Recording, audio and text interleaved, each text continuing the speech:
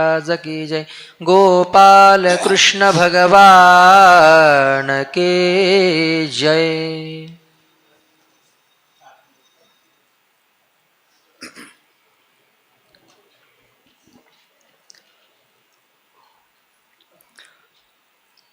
नमामि सद्गुरुं शांतं सच्चिदानंद विग्रहं पूर्णब्रह्म परानंदम ईशम आनंदी वल्लभम। नमो ज्ञानेश्वरा नमो ज्ञानेश्वरा, निवृत्ती उदारा सोपानदेवा, मुक्ताबाई नमो त्रिभुवन पावनी, आद्यत्रय जननी देवांची। श्री ज्ञानेश्वर भगवान विष्णू, निवृत्तीर भगवान हरः, सोपानो भगवान ब्रह्मा, मुक्ताख्या ब्रह्मचित्कला। नमो ज्ञानेश्वरा निष्कलंका, जयाची गीतेची वाचिता टीका, ज्ञान होय लोका अतिभाविका ग्रंथार्थिया। आता अभिनव वाग्विलासिनी, जे चातुर्य अर्थकला कामिनी, ते शारदा विश्वमोहिनी नमिली मिया। नमो सद्गुरु तुकया ज्ञानदीपा, नमो सद्गुरु सच्चिदानंद रूपा, नमो सद्गुरु भक्त कल्याणमूर्ती, नमो सद्गुरु भास्करा पूर्णकीर्ती। संत सम्राट ज्ञानोबराय, वैराग्यराग रसिक जगद्गुरु तुकोबराय, महाराष्ट्रातील सकल संतांची मांदी आई, वारकरी संप्रदायाचं आराध्य दैवत पांडुरंग परमात्मा, या सर्वांच्या चरणी साष्टांग प्रणिपात। परमादरणीय प्रातस्मरणीय गुरुवर्य डॉक्टर महाराजांच्या चरणी साष्टांग प्रणिपात।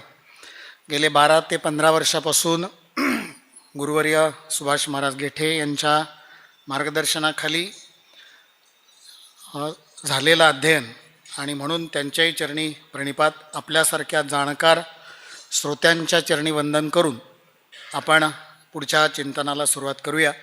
पांडुरंगा करू प्रथम नमन, दुसरे चरण संतांची, त्यांच्या कृपादाने कथेचा विस्तारू बाबाजी सद्गुरू दास तुका। अभंग क्रमांक 3909 यातल्या पहिल्या 50 चरणं जी आहेत ती गुरुबंधू डॉक्टर रोहिदास सल्लाट यांनी घेतलेली आहेत। आता पुढच्या चिंतनाला आपण प्रवृत्त होऊया। मुख्य चिंतनाला सुरुवात करण्यापूर्वी सांगायला अतिशय आनंद वाटतो की एक आपले गुरुवर्य असे आहेत की ज्यांनी वैद्यकीय क्षेत्राचं अभ्यास करून पारमार्थिक क्षेत्र निवडलं।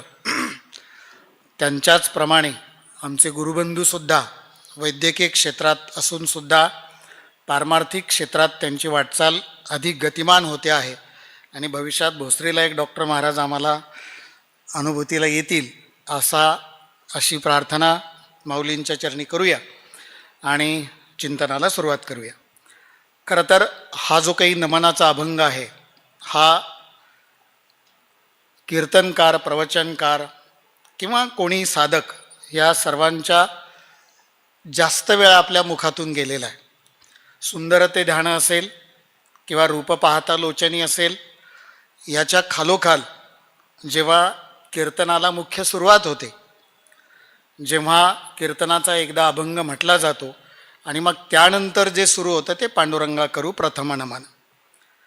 आमचे एक मित्र आहे डॉक्टर अल्लाट आणि आमचे, ज्यांना फारसा संत साहित्याचा एवढा प्रवेश नाही, परंतु ते आम्हाला भेटले की हे नेहमी म्हणत असतात पांडुरंगा करू प्रथम नमन। आणि मग मला विशेष वाटतं की ज्यांना बाकीचं काही माहिती नाही त्यांनासुद्धा हे माहिती आहे पांडुरंगा करू प्रथम नमन, कारण हे कीर्तनातून प्रवचनातून इतक्या वेळा कानावरती पडलेलं आहे आणि पांडुरंगाला ते नमन आहे। खरं तर जगद्गुरू तुकोबरायांनी पांडुरंगाला वंदन केलं, पण कबीरांना जेव्हा असा प्रश्न विचारला की गुरु गोविंद दोऊ खडे काके लागू पाय, गुरु आणि गोविंद दोन्ही एकाच वेळेला समोर उभे असतील तर कोणाच्या चरणाशी लागावं, तर गोविंद बलिहारी आपणे गोविंद दियो बताय। तर तिथे मात्र नमस्कार कोणाला सांगितलेला आहे? तिथे नमस्कार सांगितला आहे गुरूंना, कारण गुरूंच्यामुळे भगवंताचं दर्शन झालं। मग इथे पांडुरंगाला नमन का करायचं, सद्गुरूंना नमन का 2 नंबरला करायचं? तर इथं जगद्गुरू तुकोबराय हेच स्वतः सद्गुरू आहेत। हे जे वाक्य आहे की पहिलं नमन गुरूंना आणि मग ईश्वराला, ते आपल्यासारख्या साधकांना आहे, कारण साधकांनी पहिलं नमन गुरूंना करावं आणि मग ईश्वराला करावं। पण प्रत्यक्ष गुरूंना जर नमस्कार करायचा असेल किंवा गुरूंनाच नमस्कार करायचा असेल तर तो पांडुरंगाला करावा लागेल। आणि म्हणून पांडुरंगा करू प्रथम नमन, आणि त्यानंतर पुढे हा कथेचा विस्तार आहे। या पूर्ण 100 चरणाच्या अभंगामध्ये नामाचं महत्त्व सांगितलेलं आहे. भगवंताला भक्त आणि भक्ताला भगवंत किती प्रिय आहे त्यांच्यामध्ये असणारा अनन्य प्रीतीचा भाव या अभंगामध्ये आपल्याला सांगितलेला आहे. गुरुबंधू डॉक्टरांनी वेळेमध्ये त्यांनी सुरुवात उशिरा केली, त्यामुळे थोडंसं 5-10 मिनटं इकडे तिकडे झालं. परंतु जेव्हा ते माझ्या वावरात घुसले तेव्हा मला बांध कोरणाऱ्यांची आठवण झाली.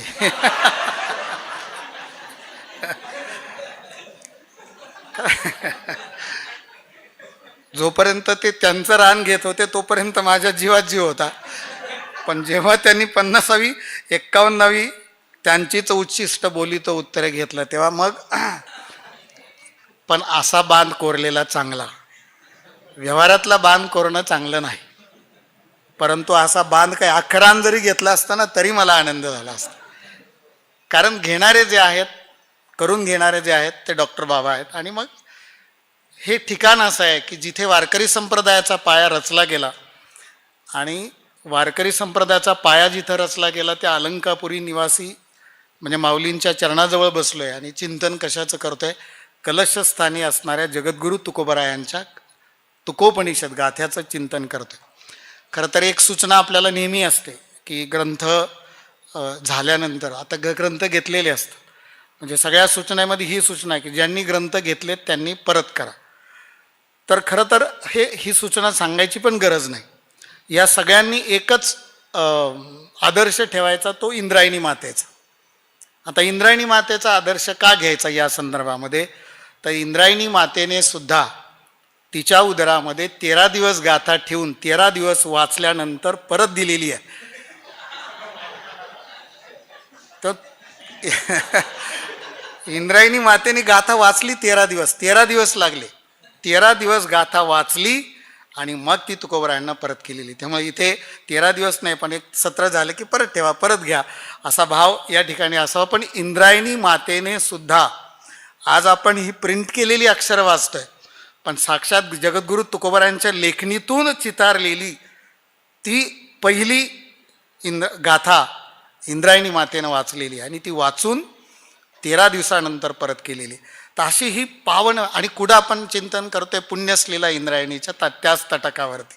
आणि कळससुद्धा आता सोन्याचा बसलेला आहे. त्यामुळं सोने पे सोहागा, सोन्याला सुगंध, अशा सुंदर वातावरणामध्ये गुरुवर्य बाबांच्या मार्गदर्शनाने सुरू असलेल्या अष्टादशामध्ये आपली ही एक सत्र, आणि आता तिकडे पसायदानमध्ये मध्ये एक, आणि इथं पुन्हा अर्धसत्र आपल्या वाट्याला आलेला आहे. तर त्या आनंदाची जी परिसीमा आहे ती शब्दात सांगता येणार नाही. आता फार प्रस्तावना किंवा हे न करता, कारण आपल्याला जे 50 चरण आहेत त्याचं गोड चिंतन आपल्याला श्रवण करायचं आहे. काल आपले समर्थ भावार्थ देखणे यांनी सांगितलं की बोलणाऱ्याची परीक्षा आहे आणि ऐकणाऱ्याची ते उत्तीर्ण आहेत. खरं तर इथे बोलणं हा जर धर्म असेल तर समोर बसून ऐकणं हा दानधर्म असला पाहिजे. त्याचं कारण असं आहे की हा वेळ जो आपण इथे ऐकण्यासाठी श्रवणासाठी देता हा दानधर्माच्याही फार पलीकडचा आहे, आणि म्हणून हा दानधर्म आपण करावा. आणि आता जी माझी स्वधर्माची जी सेवा आहे त्या चिंतनाची ती मी सुरू करतो. 51वे चरण आहे. त्यांचीच उच्चिष्ट बोलतो उत्तरे, सांगितले खरे व्यासादिकी. आपल्या सगळ्यांना ओव्या पाठ आहे, फक्त मी त्याचं म्हणून दाखवतो ते एवढ्यासाठी की त्यामुळे माझ्या त्या म्हणून होतील, एवढंच काय. 2-3 ओव्या आहेत आणि त्या पहिल्याच ज्ञानेश्वरीच्या पहिल्याच अध्यायामध्ये ह्या ओव्या आलेल्या आहेत. त्या ओव्या वाचल्या की या चरणाचा बरोबर अर्थ लागेल. नाना कथा रूपे भारती प्रगटली असे त्रिजगती, आविष्कारोनी महामती व्यासांची आहे. पहिल्या अध्यायातली 32वी ओवी आहे. त्यानंतर भानुचेनी तेजे धवळले, जैसे त्रैलोक्य दिसे उजळले, तैसे व्यासमती कवळिले मिरवे विश्व. आणि अजून एक ओवी जी सर्वांना पाठ आहे. म्हणोनी महाभारती नाही ते नोहेची लोकी तिही, येणे कारणे म्हणिपे पाही व्यासोच्छिष्ट जगत्रय. तर शेवटचं जे ओवीतला भाग आहे व्यासोच्छिष्ट जगत्रय, या विश्वामधलं जे काही ज्ञान आहे ते सगळं व्यासांचं उष्ट आहे, व्यासोच्छिष्ट आहे. कारण 18 पुराणं लिहिली, वेदांचं विभाग केले, अनेक प्रकारची ब्रह्मसूत्र लिहिली, अनेक प्रकारचं सगळं निर्माण केल्यानंतर मग पुढे ओवी येणार आहे त्यावेळेला मी सांगेल, परंतु हे सगळं जे वाङ्मय आहे हे सगळं व्यासांनी निर्माण केलेलं आहे. आणि म्हणून जगद्गुरू तुकोबराय म्हणतात की मी त्यांचीच उच्छिष्ट बोलतो उत्तरे. स्वतः ज्ञानोबराय सुद्धा व्यासोच्छिष्ट जगत्रय असं म्हणतात. आणि आपण जर थोडासा तौलनिक अभ्यास केला तर ज्ञानोबरायांच्या वाङ्मयाचा परिणाम हा शांतीब्रह्म एकनाथ महाराजांच्या वाङ्मयावर झालेला दिसतो आपल्याला. आणि संत शांतीब्रह्म एकनाथ महाराजांच्या वाङ्मयाचा परिणाम जगद्गुरू तुकोबरायांच्या वाङ्मयावरती झालेला दिसतो. ही एक 200-300 वर्षाच्या कालखंडानंतर त्या संतांच्या विचारांचा वाङ्मयाचा कुठलंही तुम्ही शांतीब्रह्म एकनाथ महाराजांचं वाङ्मय वाचायला घ्या, त्यामधले काही ओव्या ज्ञानेश्वरीतल्या अगदी जशाच्या तशा ओव्या आपल्याला वाटतात. तर हे व्यासांच्या पासून चालत आलेलं आहे. मग व्यासांचं उष्ट जे आहे, व्यासोच्छिष्ट जे आहे, ते त्यांनी जे सांगितलं तीच मी उत्तर बोलतो. सांगितले खरे व्यासाधिक. व्यासाधिक ऋषींनी नमोस्तु ते व्यास विशाल बुद्धे, व्यासांसारखी विशाल बुद्धी. म्हणून व्यास पौर्णिमेला आपण गुरुपौर्णिमा म्हणतो. कारण या जगामध्ये जे काही तत्त्वज्ञान सांगितलेलं आहे, जे काही वाङ्मय सांगितलेलं आहे, ते सगळं व्यासांचं आहे. आणि मी व्यासांच्याच उच्चिष्टाचं या ठिकाणी तुम्हाला ती बोलतो, उत्तरं सांगतो. आणि ती खरं सांगितलेली आहे तीच मी तुम्हाला सांगतोय. व्यासे सांगितले भक्ती हेची सार, भवसिंधू पार तरावया. व्यासांनी संपूर्ण वेदवाङ्मय असेल किंवा या सगळ्या गोष्टीमध्ये एकच सूत्र सांगितले, ते म्हणजे भक्तीचं. जर आपण या संसारामध्ये आलेलोच आहोत, जर या भवसिंधू आपल्याला पार करायचा आहे, तरावया पार भवसिंधू, तर आपल्याला काय करावं लागणार आहे? जे व्यासांनी सांगितलंय. काय सांगितलं व्यासांनी? की भक्ती हेच भवसिंधू पार करण्याचं एक मुख्य साधन आहे. आणि त्याच साधनाचा आपण आधार घ्यायचा आहे. तरावयात जना केले भागवत, गोवळे गोपी भक्त माता पिता. मी मगाशी म्हणालो की पुढं संदर्भ येणार आहे. व्यासांनी पुराणं लिहिली, 18 पुराणं लिहिली, वेदांचं विभाग केले, ब्रह्मसूत्र लिहिलं, आणखी भरपूर वाङ्मय व्यासांनी केलं. पण म्हणावं तेवढं आत्मसमाधान व्यासांना प्राप्त झालेलं नव्हतं. आणि मग नारद महर्षींनी व्यासांना सांगितलं की तुम्ही एवढंही उच्च दर्जाचं तत्त्वज्ञान निर्माण केलं तरीसुद्धा जर खऱ्या मुख्य आनंदाची, परमसुखाची, परमानंदाची प्राप्ती तुम्हाला होत नसेल तर तुम्ही एक करा. आणि काय करा? तर भागवतल्या भगवंताच्या लीलांचं वर्णन तुम्ही करा. आणि मग आपल्याला इतिहास श्रुत आहे, जेव्हा भागवत लिहिलं तेव्हा व्यासांनी श्रीमद भागवत जे लिहिलं त्यानंतर व्यासांना जो आनंद झाला तो पूर्णतम आनंद झाला. त्याच्या अगोदरचा आनंद जरी असला तरी पूर्णतम आनंद नव्हता, पूर्ण समाधान नव्हतं, आनंदाची परम उत्कट अवस्था नव्हती. परंतु जेव्हा त्यांनी भागवत लिहिलं तेव्हा त्यांना खरा आनंद झाला. मग जर भागवत करते जे महर्षी व्यास आहेत तर त्यांना जर त्याचा आनंद होत असेल तर मग त्याच भागवताने आपल्याला पण किती आनंद होईल आणि आपण पण तरुण जाऊ. हे जन तरावया भागवत व्यासांनी केलेलं आहे. आणि त्यामध्ये काय केलं तर गोवळे म्हणजे गोपाळ, गोपी, भक्त, माता, पिता या सगळ्यांचं चिंतन, या सगळ्यांच्या कथा भागवतामध्ये आपल्याला पाहायला मिळतात. भागवतामध्ये काय आहे? काल अगदी सकाळपर्यंत सुद्धा बरंचसं चिंतन भागवतातलं आपल्याला पाहायला मिळालं. मग त्याच्यामध्ये गोपाळ आहेत. तर गोपाळ कोण आहेत? तर अगोदरच्या राम अवतारामधले वानरसेना हे गोपाळ आहेत. गोपी ह्या श्रुती आहेत. त्याचबरोबर माता पिता आहेत, वसुदेव देवकी आहेत, भक्त आहेत, भक्तांमध्ये उद्धव आहे, अक्रूर आहे.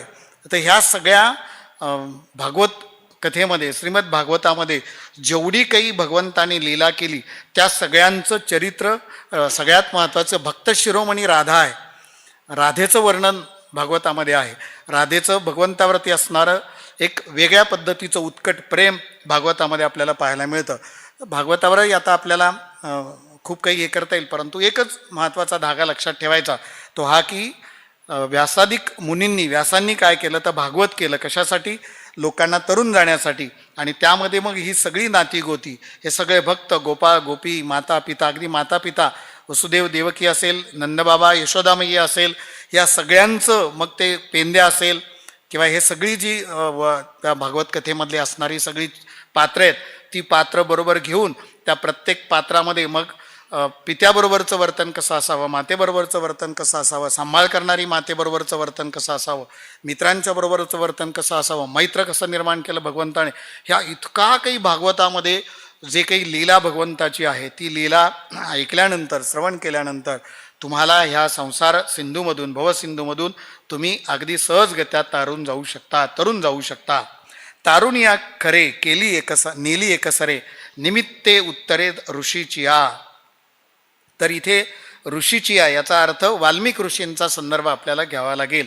बाबांनी सुद्धा इथे तोच दिलेला आहे. ऋषीचिया म्हणजे वाल्मिक ऋषींच्या निमित्ताने भगवान परमात्म्याने काय केलं तर अयोध्येतील सर्वांना तरुण नेलं. भगवंताने अयोध्येतील यच्च यावत जीवाना त्या ठिकाणी वैकुंठाला बरोबर घेऊन गेलेले आहेत. तारुणी अखरे नेली एकसरे. भगवान परमात्म्याने वाल्मिक ऋषींनी जे लिहिलं, नामदेवरायांचं एक वचन आहे, बोलीला वाल्मिक तैसेची करीन वर्तोनी दावीन नामा म्हणे. ज्या पद्धतीने वाल्मिक ऋषीने रामायण लिहिलं त्याच पद्धतीने भगवान परमात्म्याने वर्तन केलं. आणि त्यामध्ये जे सांगितलं की शेवटी सगळ्यांनाच अयोध्येतल्या सगळ्यांनाच वैकुंठाला बरोबर भगवान परमात्मा घेऊन गेलेला आहे. यासी वर्म ठावे भक्त तरावया जननी बाळ माया राखेताने. लहान बाळाला जशी आई राखत असते, जशी त्याचा प्रेमाने सांभाळ करत असते, त्या मातेला, त्या माईला, त्या आईला जसं बाळ सांभाळायचं वर्म ठाऊक असतं. तिला काही कुठल्या विद्यापीठात जावं लागत नाही. ज्या क्षणी तो बाळ पोटात गर्भात राहतो तेव्हापासून त्याची नाळ किंवा त्याचं ममत्व, तिची माया त्या बाळाशी जोडलेली असते. आणि ती अगदी शेवटच्या श्वासापर्यंत, म्हणजे आई आणि लेकराचं नातं किंवा आईचं आपल्या बाळाला सांभाळण्यासाठीची जी तळमळ आहे, ती तळमळ, ते वर्म, अगदी तशाच पद्धतीचं वर्म भक्त तारावया या भगवंत परमात्म्याला ठावे आहे. यासी वर्म ठावे भक्त तारावया. भक्त तरावया यासी वर्म ठावे. जसं कुणाला की तान्हे राखावयासाठी, जननीला तान्हे बाळ राखण्यासाठी जे वर्म तिला माहिती आहे, कुठल्याही मातेला बाळ कसं सांभाळावं, एक वेळेला बापाला शिकवावं लागेल की बाळाला कसं सांभाळायचं, पण आईला कुणाला सांगायची गरज नाही. तिच्यामध्ये तो वात्सल्य भाव, तो प्रेमभाव अगदी त्याच्यामध्ये सुरुवातीपासूनच असतो. तो स्थायी भाव त्या मातेचा आहे. आणि म्हणून माता जशी बाळाला सांभाळत असते तशाच पद्धतीचं वर्म भगवंत भक्ताला सांभाळण्यासाठी, त्याला राखण्यासाठी तो वर्म त्यालाही माहिती असतं. तानेले भुकेले म्हणे वेळोवेळा न मागता कळा जाणवनिया. बऱ्याच वेळेला बाळ रडत नसलं तरीसुद्धा आईला कळतं की त्याला तहान लागलेली आहे, त्याला भूक लागलेली आहे. आणि म्हणून ती वेळोवेळा म्हणे तानेले भुकेले. माझं बाळ ताणलेलं आहे, माझं बाळ भुकेलेलं आहे, त्याला तहान लागलेली आहे, त्याला भूक लागलेली आहे. अगं आई, तू आत्ताच त्याला पाजून 10 मिनिटे नाही झालं तरी तू परत 10 मिनिटांनी म्हणते की माझ्या बाळाला भूक लागली असेल, माझ्या बाळाला तहान लागलेली असेल. हे वेळोवेळा ती म्हणत असते. आणि बऱ्याच वेळेला ते न मागता त्या बाळाची अवस्था, त्याची मनस्थिती, त्याची दशा त्या आईला कळत असते. मागितल्यानंतर तर कोणी देईल, मला तहान लागली, मला पाणी द्या, कोणी तुम्हाला पाणी देईल. पण आईकडं नुसतं पाहिलं किंबहुना नाही पाहिलं तरीसुद्धा आईला कळतं की आपल्या बाळाला काय पाहिजे. अशा पद्धतीचं वर्म भगवान परमात्म्याला माहिती आहे. तुम्ही भगवान परमात्म्याकडं जाऊन काहीही मागायचं नाही. जगद्गुरू तुकोबरायांनी आपल्याला शिकवले, देवाकडं काहीच मागायचं नाही, कारण न मागता त्याला आपली तहान भूक कळत असते. आणि म्हणून एक हिंदीमध्ये खूप छान वाक्य आहे की माँ तो व्याकुल है दूध देने के लिए, दरअसल तू ही रोता नाही. बऱ्याच वेळेला, आणि इथं तर रडायची पण गरज नाही, म्हणजे बाळ रडलं तर आई तयारच असते, सगळं कामं ती बाजूला ठेवत असते. मग आई गावाकडची असो, आई शहरातील असो किंवा आणखी कुठलीही असो, वात्सल्य भाव जो आहे, प्रेम भाव जो आहे, तो सगळीकडेच आहे. म्हणजे पुन्हा एका कवीचं असं चांगलं वाक्य आहे की वेश्या असो किंवा कुलवान स्त्री असो, पाहणा एकच असतो. जसा यशोदा असो किंवा देवकी असो, कान्हा एकच असतो, तसं वेश्या असो किंवा कुलवान स्त्री असतो, पाहणा एकच असतो. ते बाळ तिला कशा पद्धतीने झालंय किंवा काय झालंय, पण त्या बाळासाठी ती माता सतत तळमळत असते आणि न मागता सुद्धा त्याची परिस्थिती ती जाणत असते. वारंवार ती म्हणत असते की बाळ ताणलेलं आहे, बाळ भुकेलेलं आहे. ताणेले भुकेले म्हणे वेळोवेळा न मागता कळा जाणवनिया. भगवान परमात्म्याकडं काही मागायचं नाही, जसं आईला काही मागावं लागत नाही. नुसतं नाही मागता तरीसुद्धा ती आपल्याला पुन्हा पुन्हा त्या गोष्टी देत असते. प्रत्येकाच्या आईच्या बद्दलचा हाच भाव आहे. मग तो इथे वरती बसलेला असू दे किंवा आपण खाली बसलेले असू दे, संसारात रमलेला असू दे किंवा कुठेही असू दे, आईच्या बाबतीमध्ये बाळाची तहानभूक हा एक स्वतंत्र, म्हणजे या विषयावरती आपल्याला कितीही वेळ बोलता येईल इतका तो वात्सल्य भाव, पराकोटीचा वात्सल्य भाव असतो. अगदी वैयक्तिक स्तरावरचा अनुभव सांगायचा झाला तर आमची आई जेव्हा कुठे सत्यनारायणाच्या पूजेला जात असे तेव्हा खरं तर सत्यनारायणाचा प्रसाद भक्षण करावा, नाही भक्षण केलं तर साधुवाण्याची जशी नाव बुडाली तसं तेही तिला माहिती होतं. तरी पण तो प्रसाद ती पदरात बांधून घेऊन आपल्या लेकरांसाठी किंवा माझ्यासाठी किंवा आम्हासाठी ती घेऊन यायची. किंवा तिला काहीही कुणी दिलं तरी तिने पहिला घास कधीच खाल्ला नाही. तिने तो घास लेकरांसाठीच आणला किंवा तो आमच्यासाठीच आणला आणि पहिलं आम्हाला दिल्यानंतर मग ते पुढचं ती खायची किंवा ती न खाता सुद्धा बाळाच्या तृप्तीचा ढेकर हाच मातेच्या तृप्तीचा ढेकर असतो. बाळाने एकदा पोट भरून ढेकर दिला की आईचं पोट भरलं, आईला वेगळं काहीही लागत नाही. हाच वात्सल्य भाव भगवान परमात्म्याचा आपल्या संदर्भात असतो. जाणोनिया वर्म देठ लावी येला, द्रौपदीच्या बोलासवे धावे. इथं थोडासा 1-2 मिनिटाची जांभूळ आख्यानाचा संदर्भ आपल्याला घ्यावा लागेल. जाणोनिया वर्म देठ लावी येला, इथं देठ कशाचा लावला तर जांभळाचा, जे जांभूळ आख्यान आहे महाभारतातलं. खरं तर मूळ महाभारतामध्ये हे जांभूळ आख्यान नाही, ते लोककथेच्या मधून आलेलं ते आहे. पण ज्या अर्थी तुकोबरायांनी त्याला आपल्या गाथेमध्ये स्थान दिलंय त्याचा अर्थ त्याला थोडंसं आपण या चिंतनाच्या निमित्ताने त्याला स्पर्श करूया. तर आपल्या सगळ्यांना माहिती आहे की भगवान परमात्मा हा आपल्या भक्ताच्या अंतकरणातल्या सगळ्या भावना जाणतो. याच्यामध्ये वेगवेगळे भाव आहेत. कथा थोडी वेगवेगळ्या पद्धतीने वेगवेगळ्या ठिकाणी सांगितली जाते, पण त्यातलं वर्म आपण एवढंच लक्षात घ्यायचं आहे की 5 पतीची द्रौपदी 5 पती असताना सुद्धा कुठल्या तरी एका प्रसंगामध्ये द्रौपदीने कर्णाला पाहिलं आणि ते शाहीर विठ्ठल उमप जे आहेत ते त्या जांभूळ आख्यानामध्ये कर्णाला पाहून द्रौपदीचं मन पाकुळलं किंवा पाघुळलं असं ते जांभूळ आख्यानाची सुरुवात आहे. खरं तर 5 पती म्हणजे युधिष्ठिर आहे, धर्मराज युधिष्ठिर आहे, अर्जुन आहे, भीम आहे, नकुल आहे, सहदेव आहे, एकाहून एक श्रेष्ठ असे 5 पती. तरीसुद्धा कर्णाच्या बाबतीत द्रौपदीच्या अंतकरणामध्ये विकल्प आला किंवा कर्ण हा जर माझा 6वा पती असता तर असा भाव द्रौपदीच्या अंतकरणामध्ये आला.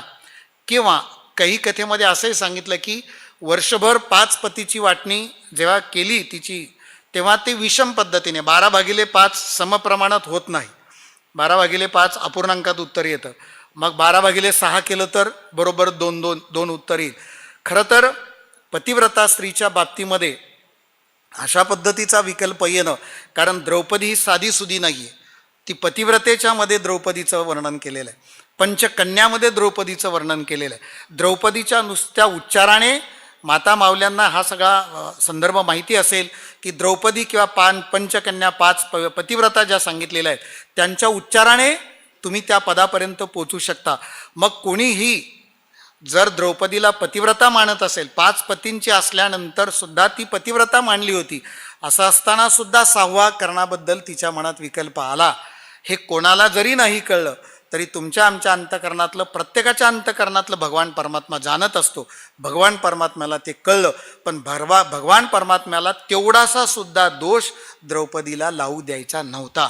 म्हणून मग त्याने लीला केली. मग सगळ्यांना वनभोजनासाठी आणलं, एका वनामध्ये आणलं. मग त्या वनामध्ये त्या ठिकाणी जी सगळी फळं होती ती सगळी फळं भगवान परमात्म्यानेच नष्ट करून टाकली. फक्त एका जांभळाच्या याच्यावरती एकच फळ ठेवलं आणि मग सांगितलं की जा फळं घेऊन या. मग भीम गेला, त्याने ते जांभूळ आणलं, ते फळ तिथं आणलं आणि मग त्याने सांगितलं की अरे तू हे जांभूळ आणले, पण हे जांभूळ कोणासाठी आहे माहिती आहे का?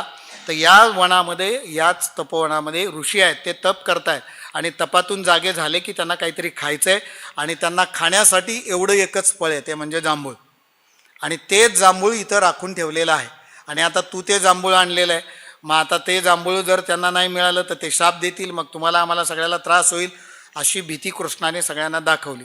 मग आता हे भगवान परमात्मा तूच सांग, आता हे परत जांभूळ परत त्या झाडाला कसं लागेल? तर भगवान परमात्म्याचीच लीला आहे ती. भगवान परमात्मा म्हणाला की जो कोणी शुद्ध अंतकरणाने, म्हणजे जो कोणी इथं आत्ता जे उपस्थित आहेत, 5 पांडव होते, द्रौपदी होते. खरं तर 5 पांडवांना द्रौपदी सोडून अजून एक पत्नी होती, अजून एक पत्नी होती.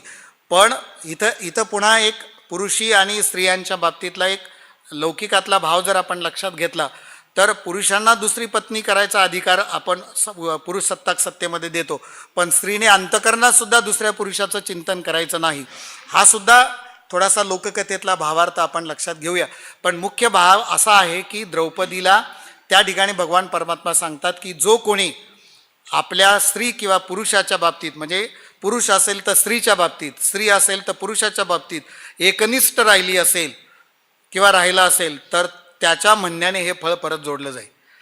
आता सगळे जे 5 पांडव होते ते म्हणाले आम्ही एकनिष्ठ नाहीच आहोत, कारण द्रौपदी असताना आम्ही अजून एक पत्नी आमची आहे, त्यामुळे आम्ही एकनिष्ठ नाही, आमच्याच्यानी हे फळ जोडलं जाणार नाही. मग सगळ्या जणांनी हे पुन्हा कृपाळू नजरेने किंवा अगदी अंतकरणापासून प्रार्थना केली द्रौपदीची.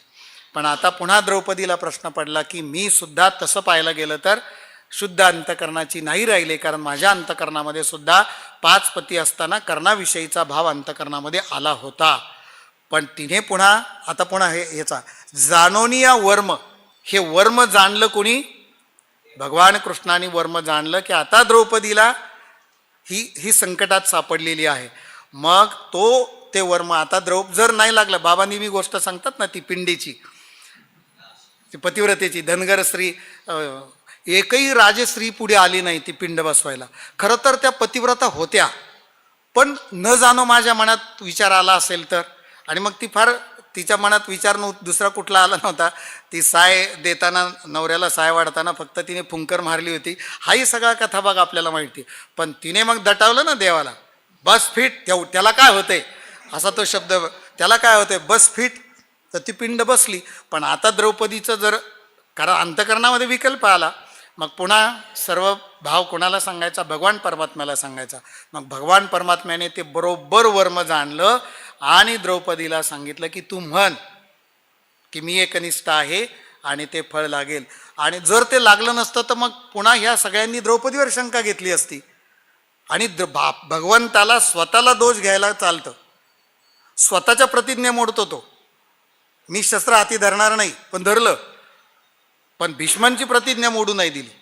स्वतः खोटं बोललं तरी चालेल, पण माझ्या भक्ताला खोटं पाडायचं नाही, ही भगवंताची. मग त्या द्रौपदीचं वर्म जाणलं आणि ते जांभूळ आहे ते परत झाडाला चिटकलं. आणि ते तेरी बी चूप और मेरी बी चूप, म्हणजे काही हे फक्त कोणाला माहिती होतं? भगवंताला आणि द्रौपदीला माहिती होतं. पण ते फळ उलटं चिटकलं, ते जांभूळ जे आहे ते उलटं चिटकलं. कारण पुन्हा द्रौपदीला लक्षात राहिलं पाहिजे की मी आत्ता सावरलंय, पण इथून पुढं सावधान असलं पाहिजे. मनात सुद्धा विकल्प सुद्धा परस्पुरुषाचा येता कामा नये, कारण तू माझी भक्त आहेस. भगवंताच्या जे काही खूप क्लोज फ्रेंड, भगवंताचे जे भक्त आहेत, डिव्होटी आहेत, ते म्हणजे त्यातली ही द्रौपदी होती. आणि म्हणून ते फळ चिटकलं. आणि म्हणूनच जांभूळ जे आहे ना, हे पापाचं फळ मानलं, पापाचं म्हणण्यापेक्षा ते असं त्याचं निदर्शक मानलं जातं. म्हणून कुठल्याही पूजेमध्ये जांभूळ मानलं जात नाही. पेरू आहे, आंबा आहे, सगळं आहे, पण जांभूळ नाही. आणि एक गोष्ट अजून त्याचा अलीकडचा अर्थ लक्षात घेतला तर जांभूळ खाऊन तुम्ही लपून दाखवा. तुम्ही एक जांभूळ खा आणि मी जांभूळ खाल्लं नाही असं फक्त तुम्ही सांगून दाखवा. ते जांभूळ खाल्लेलं तुम्ही लपूच शकत नाही, कारण ते तुमची जीभ काळी किंवा जांभळी करतच. याचाच अर्थ असा आहे की तुमच्या मनामध्ये काहीही पापात्मक विचार आला तरी तो तुम्हाला पाठ सोडत नाही. जसं भगवंताने द्रौपदीला वाचवलं, पण बाकीच्यांना सगळ्यांना वाचवायला येईलच असं नाही. म्हणून वर्म देठ लावी याला द्रौपदीच्या बोलासवे धावे, असं द्रौपदीच्या बोलासवे धावला. कधी धावला? ह्या वेळेला एक धावला, नंतर दुर्वास ऋषींनी जेवायला मागितलं तेव्हा एक धावला, आणि वस्त्रहरणाच्या वेळेला एक धावला. द्रौपदीच्या प्रत्येक बोलासवे भगवान परमात्मा धावलेला आहे. धावे सवे तानी धेनू जैसी वत्सा, भक्ता लागी तैसा नारायणा. तानी म्हणजे नुकतंच जन्माला घातलेलं एखादी वासरू आहे अशी गाय, तानी गाय जी आहे ती तानी गाय जशी वासराला पाहून वेगाने धावत असते, खरं तर वासरूसुद्धा धावत असतं. बहुतेक हे जे वर्णन आहे हे गावरान गाई संदर्भातच केलेलं आहे, कारण गावरान गाईच हे सगळं करू शकते. जर्शी गाईला वासरूही कळत नाही, वासरालाही जर्शी गाई कळत नाही, परंतु हे गावरान गाई जिथं जिथं आहे ना, म्हणून गावरान गाईचं, गोमातेचं संवर्धन करणं ही काळाची गरज आहे. कारण तरच हा सगळा भाव ह्या गोव्यांचा भविष्यातल्या लोकांना बरोबर अर्थ पटवून द्यायचा असेल तर गावरान गाई सांभाळावी लागेल, तरच ते कळेल की गाई कशी पळत जाते वासराकडे आणि वासरू कसं गाईकडं पळत जातं. धावे सवे तानी धेनू जैसी वत्सा भक्ता लागी तैसा नारायण. त्या पद्धतीने भक्ता लागी नारायण परमात्मा धावून येत असतो. नारायण व्हावा हे हाव जया जीवा. नारायण व्हावा, मी नारायण व्हावं किंवा मी भगवत स्वरूप व्हावं, मी ब्रह्मस्वरूप व्हावं किंवा भगवान परमात्मा माझ्याजवळ असावा, असा हाव, अशी हाव. खरं तर मगाशी गुरुबंधू डॉक्टर आल्हाटांनी सांगितलं की आपल्याला संसारामध्ये लोकांना वेगवेगळ्या प्रकारची हाव आहे, मोह आहे, पण आपल्याला सुद्धा हाव असली पाहिजे. कसली हाव असली पाहिजे? नारायण व्हावा, मी नारायण व्हावं, नारायण माझ्याजवळ असावा.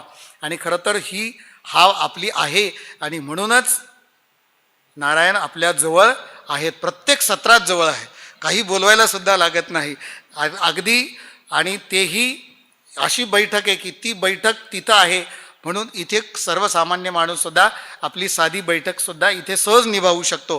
कारण नारायण व्हावा हे हाव जे, आणि प्रत्येक जीवाला असं वाटतं की नाही, इथल्या प्रत्येक साधकाला इथं वाटतं की असावा, डॉक्टर बाबा इथे असावेच. आणि म्हणून जरी त्रास झाला, काय झालं तरी ते ह्या आपल्या साधकांसाठी अगदी बसून आहेत. नारायण व्हावा हे हाव जया जीवा, धन्य त्याच्या दैवा पार नाही. ज्या जीवाला मी नारायण व्हावं, मी ब्रह्मस्वरूप व्हावं किंवा नारायण माझ्याजवळ असावा अशी हाव ज्याच्या अंतकरणामध्ये आहे, त्याच्या दैवाला, त्याच्या नशिबाला, त्याच्या सुखाला पार नाही किंवा सीमा नाही. नाही पार सुखा ते दिले तयासी, अखंड वाचेशी राम राम. ज्याच्या वाचेमध्ये अखंड राम राम आहे, ज्याची वाणी सातत्याने रामनामाचं स्मरण करते आहे, त्याच्या सुखाला सुद्धा कुठल्याही प्रकारचा पार नाही. फक्त अखंड पाहिजे. म्हणजे उठता बसता दळीता कांडिता तुमच्या अंतकरणामध्ये बोलताना, म्हणून आपल्याला फार चांगली सवय लागलेली आहे की मोबाईलमध्ये जरी फोन आला तरी आपण आता हॅलो म्हणत नाही, आपण रामकृष्ण हरी म्हणतो. आणि एकदा का आपण रामकृष्ण हरी म्हणायला लागलो तर दुसरा अनोळखी माणूससुद्धा आपल्याला फोन केल्यावर तोही रामकृष्ण हरी म्हणतो. याची अनुभूती तुम्हाला आम्हाला सगळ्यांना आहे, कारण त्यांना माहिती आहे की इतरांना फोन केलं तर ते हॅलो म्हणेल, पण महाराजांना फोन केला तर ते रामकृष्ण हरी म्हणतील, मग ते सुद्धा रामकृष्ण हरी म्हणतं. म्हणजे आणि आपण दिवसातनं कित्येक वेळा फोन लावतो, तेव्हा आपल्याला रामराम म्हणता येईल. समोर भेटल्यावर आपल्याला रामराम म्हणायची पद्धत आपली आहे, दोनदा रामराम म्हणतो, मग आपण रामराम म्हणतो, मग समोरचा रामराम म्हणतो. ही जी आपल्या पूर्वजांनी आपल्याला लावून दिलेली जी सवय, मग ह्या इंग्रजांच्या वातावरणामध्ये मग गुड मॉर्निंग आलं आणि गुड नाईट आलं, त्या गुड मॉर्निंग आणि गुड मॉर्निंगनी राम जवळचाही लांब निघून जाईल. परंतु आपली जी पूर्व परंपरा आहे रामराम म्हणायची, ती परंपरा जर आपण ठेवली तर ह्या सगळ्याचा सुखाला, आपल्या सुखाला पारावर राहणार आहे. राम राम दोन्ही उत्तम अक्षरे भवानी शंकरे उपदेशिली. भगवान शंकराने पार्वतीला सुद्धा ह्याच 2 अक्षराचा उपदेश केलेला आहे. खरं तर या जगामध्ये दुसरा असा याच्याहून मोठा मंत्र कुठलाही नाही. वारकरी संप्रदायात रामकृष्ण हरी आणि सगळीकडे राम राम राम हीच 2 उत्तम अक्षर आहेत. भगवान शंकर जे या सगळ्या योग सामर्थ्यावरचे पंथस्थ आहेत आणि भगवान रामाचेही आराध्य दैवत आहे. खरं तर गंमत आहे बघा, भगवान रामाचं आराध्य दैवत शिव आहेत आणि शिवाचं आराध्य दैवत राम आहे. बाबांनी आपल्याला मागे खूप वेळा सांगितलं आहे की भगवान शिव राम राम म्हणतात आणि राम जे आहेत ते शिव शिव म्हणत असतात. आणि म्हणूनही तमोगुणी असणारे, म्हणजे खरे तर भगवान शंकर हे तमोगुणी देवता आहे. मग ते श्यामवर्णी असायला पाहिजे, पण ते गौरवर्णीय आहेत. का? तर ते रामाचं चिंतन करतात. आणि भगवान राम हे सत्वगुणी देवता आहे, ते गोरे पण ते सावळे झाले. का? तर ते भगवान शंकराचं चिंतन करतात. कोणीतरी एकदा असं म्हटलं, म्हणजे रामायणातलाच प्रसंग आहे की सीता मैया जी आहे ती अशोकवनामध्ये सारखी राम राम राम म्हणत असते. मग म्हणजे मला वाटतं कोणीतरी असं सांगितलं की तू सारखी राम राम म्हणू नको, तू राम होऊन जाशील, तेव्हा पुन्हा असं हरकत नाही, तू राम राम म्हटली तरी तू राम होशील. पण भगवान रामसुद्धा सीता सीता म्हणतायत, तू सीता राम झाली तर राम काय होतील? सीता होईल. आणि तुमचं जे काही राम सीतेचं नातं आहे ते तसंच राहणार आहे. तर रामनामाचं महत्त्व हे प्रचंड मोठं आहे. आणि भगवान शंकरांनी सुद्धा अखंड वाचेमध्ये राम राम हीच अक्षरं आहेत. आणि आपल्या भवानीला म्हणजे मातेला, पार्वती मातेला ह्याच 2 नामाचा उपदेश केलेला आहे. उपदेश करी विश्वनाथ काणी, वाराणसी प्राणी मध्ये मरे. आपली श्रद्धा सगळ्यांची आहे की वाराणसीमध्ये जर मरण आलं तर खरं तर आपल्याला सगळं वारकरी संप्रदायाचं हेच आहे की मरणाच्या वेळेला आपल्या मुखामध्ये राम म्हणता आलं पाहिजे. पण बऱ्याच वेळेला त्याची सराव नसेल तर आपण म्हणू का नाही सांगता येत नाही. मग जर वाराणसीमध्ये आपला मृत्यू झाला तर भगवान शंकर आपल्या कानामध्ये येऊन सांगतात, राम राम म्हणतात, आणि मग त्यावेळेला आपण मोक्षप्राप्तीला त्या ठिकाणी प्राप्त होतो. उपदेश करी विश्वनाथ कानी वाराणसी प्राणी मध्ये मरे. वाराणसीमध्ये प्राणी मरे तेव्हा विश्वनाथ उपदेश करी कानी, कानी विश्वनाथ उपदेश करी. कानामध्ये विश्वनाथ भगवान शिव उपदेश करत असतात, रामनामाचाच उपदेश करत असतात. मरणाचे अंती राम म्हणे जरी न लगे यमपुरी जावे तया.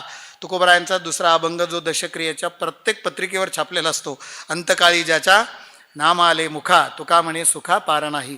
अंतकाळाच्या वेळेला भगवान रामाचं नाव जर आपल्या मुखामध्ये आलं तर मग यमपुरीला आपल्याला जायला लागत नाही.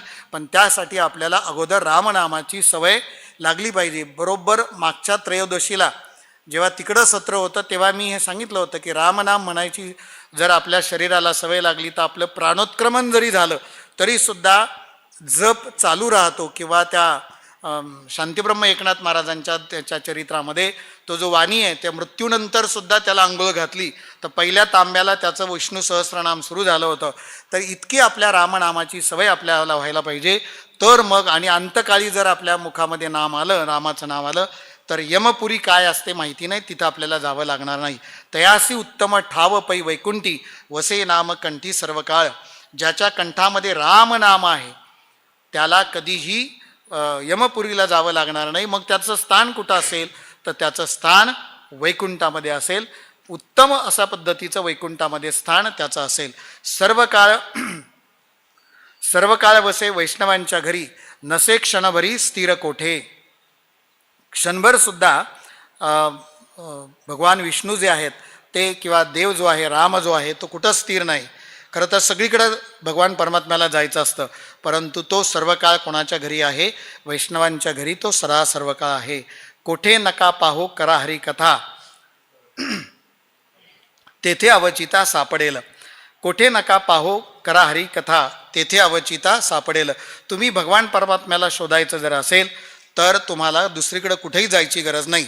जिथे हरिकथा असेल, जिथं अष्टादशा असेल, जिथे कीर्तन असेल, जिथं प्रवचन असेल, जिथे श्रीमद भागवत असेल, जिथं ज्या त्या पद्धतीची हरिकथा चालू असेल तिथे अकस्मितरित्या म्हणजे अगदी तुम्हाला सहजगत्या अकल्पितपणे भगवान परमात्म्याचं दर्शन तिथे नक्की होईल. सापडे हा देव भाविकांचे हाती शहाणे मरती तरी नाही. वरती एक फक्त थोडं रामनामाच्या संदर्भातलं का ते पुढे येईल कदाचित त्यावेळेला सांगूया.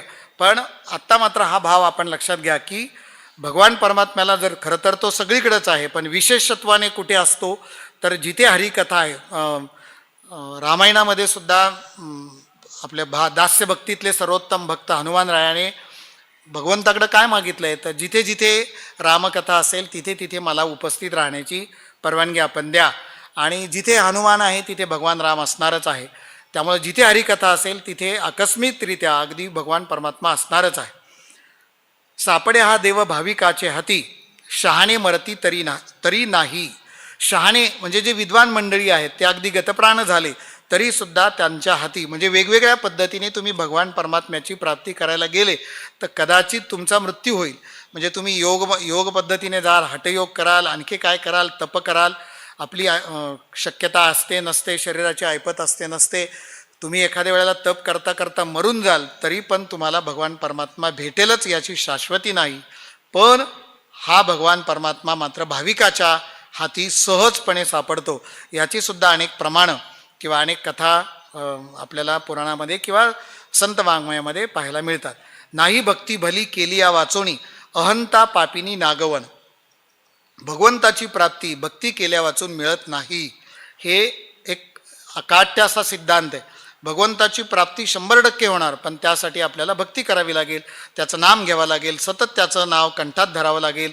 जे नाव कंठामध्ये कोणी धरलं, भगवान शंकरांनी जे नाव कंठामध्ये धरलं तर तेच नाव जे वरती आपण पाहिलं तेच नाव 2च अक्षर भगवान शंकरांनी आपल्या शतकोटी बीज वाचे उच्चारी.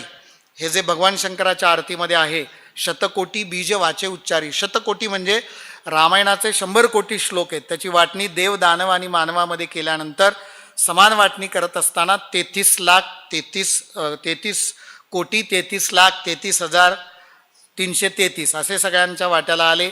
तरी पण एक श्लोक शिल्लक राहिला. एका श्लोका अनुष्टुप छंदातला तो श्लोक होता. त्याच्यामध्ये 32 अक्षरं होती. 32 अक्षरातली 30 अक्षरं पुन्हा 10 वाटली. 30 गेली, 2 राहिली आणि ती 2 अक्षरं म्हणजे राम. आणि कालही कोणीतरी सांगितलं की रा म्हणताना मला वाटतं मग करंजे माऊलींचा रा म्हणताना तोंड उघडतं आणि म्हणताना आता टीका करू नये, पण कुठंतरी पूर्वी दुसऱ्या एका देवाचं नाव घेतलं की तोंड असं होत असतं. आता ते मी घेत नाही. फक्त रा म्हणताना रा म्हटलं की तोंड उघडलं जातं आणि म्हणताना मिटलं जातं आणि त्यावेळेला पापांचं आतमध्ये येत नाही. मग भगवान परमात्मा म्हणाले की एवढी सगळ्यांची वाटणी करून दिली, मग मला टक्केवारी नको काय? तर ती टक्केवारी म्हणून शतकोटीचे विजय वाचे उच्चारी ते नाव जर आपल्या मुखात असेल तर ईश्वराची प्राप्ती आपणाला नक्की होईल. नाही भक्ती भली केलिया वाचून अहंता पापिनी नागवण.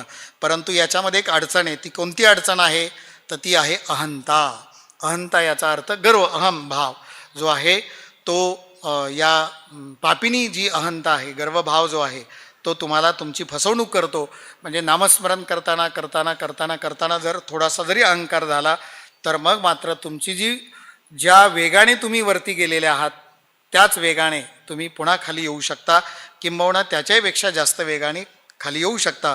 म्हणून नामस्मरण करत असताना, भगवत भक्ती करत असताना अहंकारापासून खूप सावध राहायला या ठिकाणी जगद्गुरु तुकोबारांनी सांगितलेलं आहे. नागवला म्हणे देव मी आपणा, लाभ दिला जना ठकला तो. जो म्हणतो की मी देव आहे, खरं तर मी देव आहे, अहम ब्रह्मास्मी हे मान्य, पण कधी म्हणायला पाहिजे ते त्या अनुभूतीला आल्यानंतर. हाती काही सापडलं नाही आणि जरा कुठं कानावर पडलं म्हणजे अर्धवट ज्ञान हाती आल्यानंतर जर कोणी म्हणायला लागला मी देव आहे तर समजायचं त्याची फसवणूक झालेली, तो नागवलेला आहे. आणि म्हणून पूर्ण अनुभूतीला आल्यानंतर तुम्ही म्हणावं की मी देव आहे, मी ते परमतत्व आहे. पण त्याच्या अगोदरच न सापडता जर तुम्ही म्हणावं लागला तर काय होईल? तुम्ही नागवले जाल. लाभ दिला जना ठकला तो. त्याच्यामुळे लोकांना फायदा होईल पण तुम्ही फसवले जाल. म्हणजे काय? तर मी देव आहे, मी देव आहे किंवा अहम ब्रह्मास्मी हा बोध तुम्ही जरी सांगितला तर लोक तुमच्या बोलण्यावरती विश्वास ठेवून जसं वर्तन करतील त्याचा फायदा त्यांना होईल पण तुमचं नुकसान होईल. कारण तुम्ही त्या अनुभूतीला अजून आलेला नाही, तुम्ही ठकले जाल. परंतु लाभ मात्र जनांना होणार आहे. बऱ्याच वेळेला असं होतं की कोणतंही शास्त्रवचन अधिकारी व्यक्तीच्या मुखातून बाहेर पडलं तर त्याला एक वजन असतं.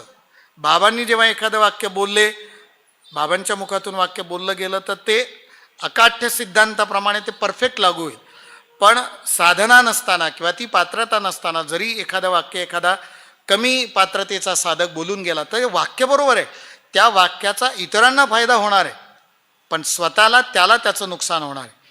स्वामी विवेकानंदांना शक्तिपात दीक्षा दिल्यानंतर रामकृष्ण परमहंसांनी स्वामी विवेकानंदांना काही ते थोडंसं मिळालं आणि मग त्यांनी तो प्रयोग आपल्या मित्रांच्यावरती, आपल्या सहकाऱ्यांच्यावरती करायला सुरुवात केली. आणि तेव्हा रामकृष्ण परमहंसांनी छान पद्धतीने स्वामी विवेकानंदांना समजून सांगितलं आणि ते म्हणाले की तुझं अजून तुझ्यातच फार जमा झालं नाही. म्हणजे भांडवल नसताना, पुरेसं भांडवल नसताना तू खर्च करायला सुरुवात केली.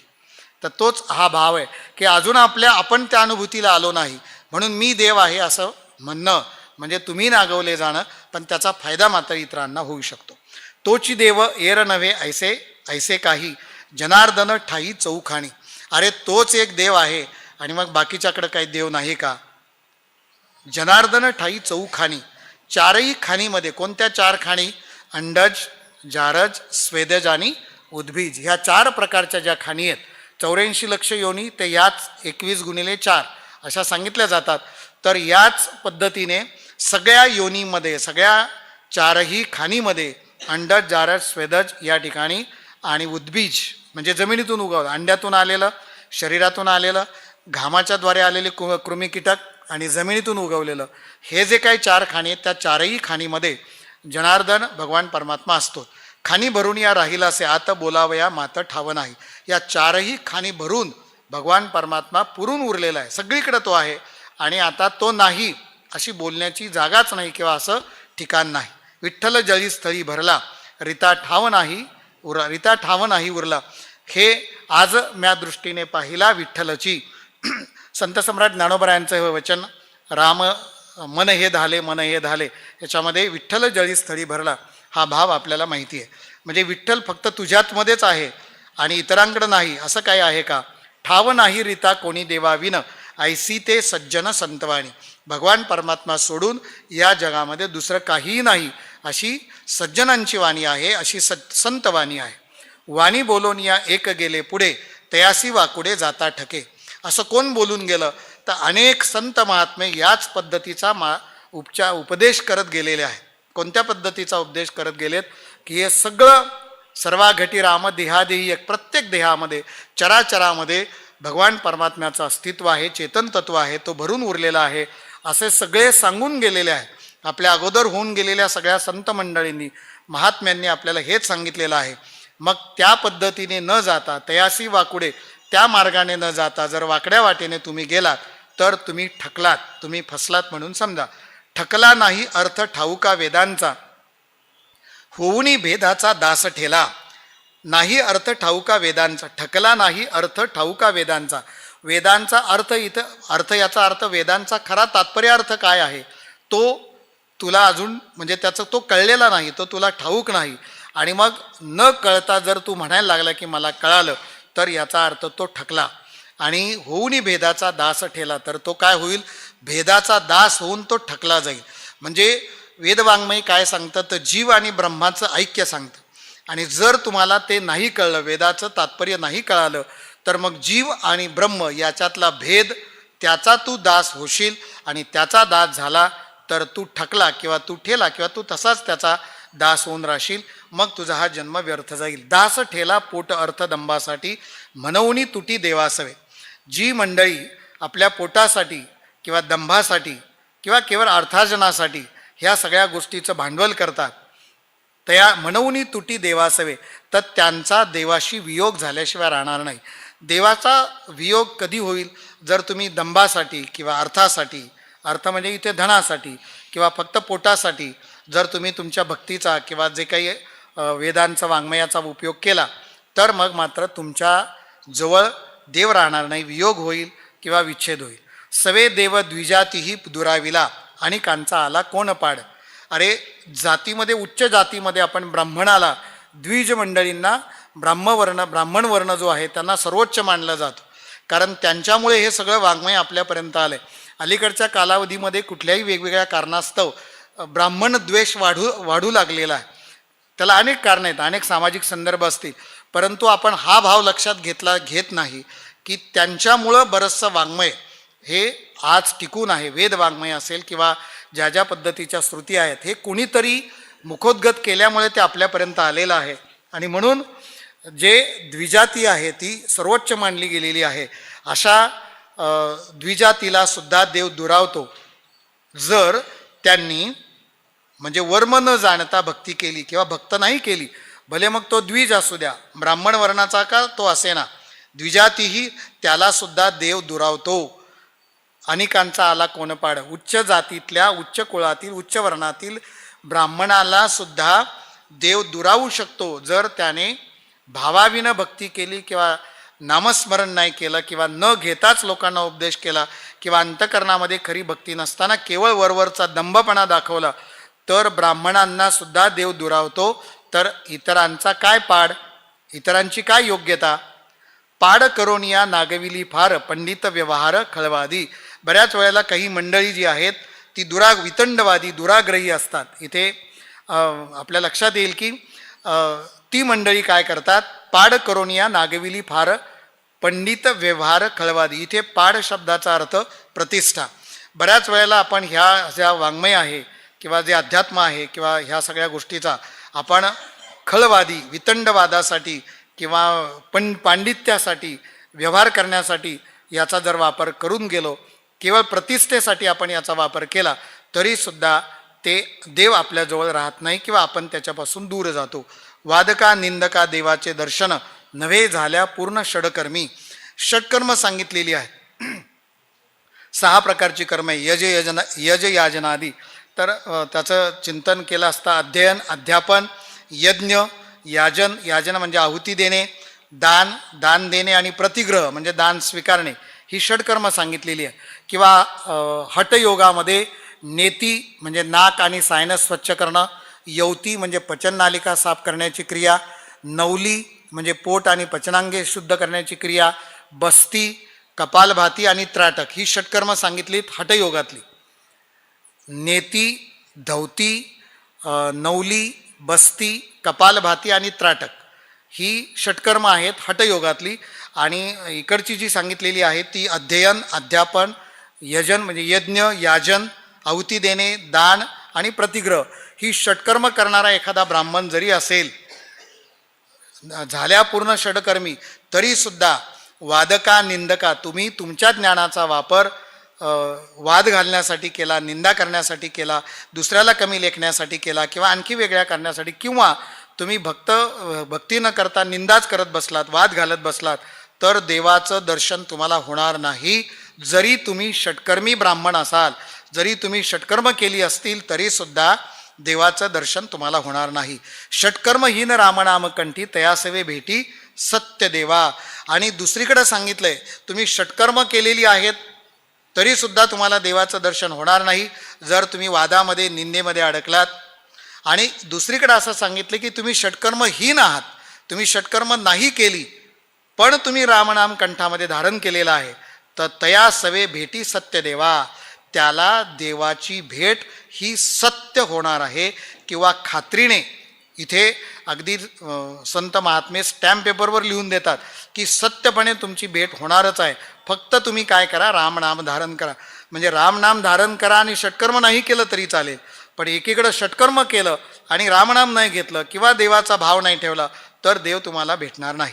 देवाचे आवडे भाविक जो भोळा, फार सुंदर भाव आहे. जेव्हा हे चिंतनाला घेतलं तेव्हा डॉक्टर रोहिदास आल्हाट पण म्हणाले की हे म्हणजे सहज कळण्यासारखं आहे. भागवत महाराज आमच्याबरोबर होते, तर ते हळूच दुसरं वाक्य ते म्हणाले हे खरंच सहज कळण्यासारखं आहे.